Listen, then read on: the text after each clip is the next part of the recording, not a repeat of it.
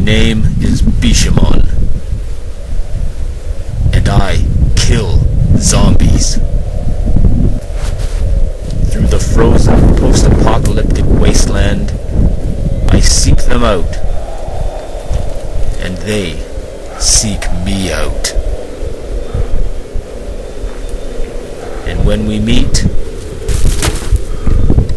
I offer them salvation. My weapon of choice, the Hanwei Tac Wak. Compact, agile, always ready. And their cold, black zombie blood never stains the plasma-coated blade.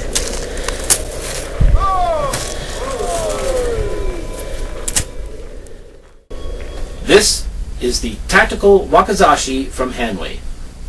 I think that if the samurai had the materials and techniques that are available today to make their weapons with, this is what they would have made for their short sword, their sidearm.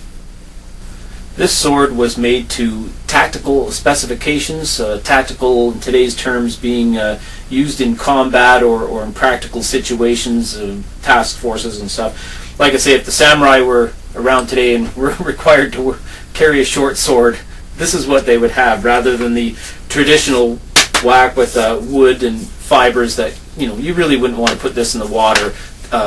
Traditional folded blade, which as soon as the oil is rubbed off it and used, it's going to start rusting. You have to keep it clean, keep it oiled, and keep it out of the water. This you could carry in the rain, in the snow. You could carry it on your back through rivers and swimming.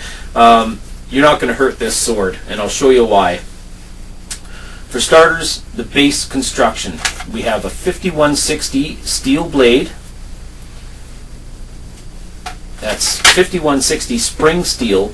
And as you can see, rather than just have a nakago going up through the core of the handle, you have modern construction technique here where they make the nakago the full width of the handle, and then they've riveted on material. This material is called kraton. It's a high-tech polymer which is actually similar to a very hard rubber. The difference is the kraton is more durable. It stands up more to heat and to weathering. It won't start to crack and break down. Chemical resistant and oil resistant, stuff like that. Basically a high-tech rubber is what it is. Very hard high-tech rubber, which is great because even if you were to beat this against something, probably even hard enough to bend the nakago, if that was possible, you probably still wouldn't break this handle. A good stout, thick guard here, rather than the traditional suba of the wakizashi. The saya is made from fiberglass. Now, not only will the fiberglass be lighter, it's very, very tough, and it's waterproof. You could fill this thing full of water. Actually, you can't, because there's a hole in the end of it, which makes it great, because if you did carry this through a river and that, you just take it out, wing it out, blow it out, whatever it takes, you wouldn't have any water in there. Now, there's bound to be some wetness and water still in this, so another solution to that, this 5160 spring steel blade has been plasma coated.